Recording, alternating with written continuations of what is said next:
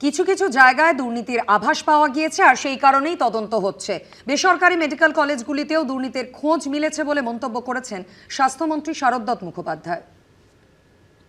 এই যে তদন্ত হচ্ছে, এই বিষয়ে তদন্ত কেন শুরু হয়েছে? দুর্নীতির আভাস পেয়েছে কিছু কিছু জায়গায় প্রাথমিক আভাস পেয়েছি, তাই যেগুলো তো মনে হচ্ছে আভাস পেয়েছি, কাউকে দোষী বলিনি, এখনো তদন্ত শুরু করেছি।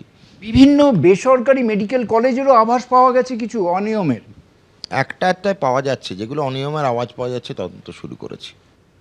সরকারি হাসপাতালে চিকিৎসকদের জন্য নতুন করে নির্দেশিকা এসেছে, আপনারা জানেন, যেখানে রোগী ভর্তির পরে 48 ঘন্টা হাসপাতালেই কিন্তু চিকিৎসকদের থাকতে হবে। এই নির্দেশিকা নিয়ে এবার ব্যাখ্যা দিয়েছেন স্বাস্থ্যমন্ত্রী।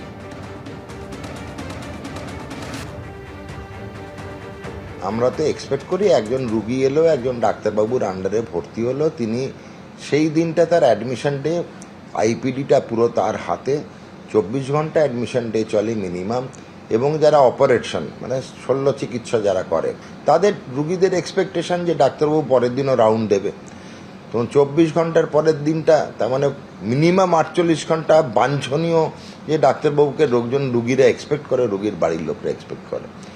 দেখা যেত তো বেশিরভাগ সময় ডাক্তারবাবুরা সেই রকমভাবে সময় দিতে পারতেন না। প্র্যাকটিসিং অপশনে তারা বাইরের নার্সিংহোমগুলোতে প্র্যাকটিস করতে, কেন সেখানেও রুগী আশা করবে তাদের ডাক্তারবাবুরা তাদের সময় দিক। তারপরে তারা প্রাইভেটের রুগী, সরকারি হাসপাতালের চিকিৎসা পরিষেবাটা কিন্তু ভাববেন না ডাক্তারবাবুরা ফ্রিতে দিচ্ছে, ডাক্তারবাবুদের তার জন্য সরকার মাইনে দিচ্ছে। আমি জনগণের প্রতি চিকিৎসা পরিষেবা যেন অব্যাহত থাকে, তার জন্য এই নিয়মটা করা। 72 ঘন্টা কেন? প্রথম বললাম 48 ঘন্টাটা বাঞ্ছনীয়, এই ছাড়া কোনো বেরোনোর প্রায় রাস্তা নেই।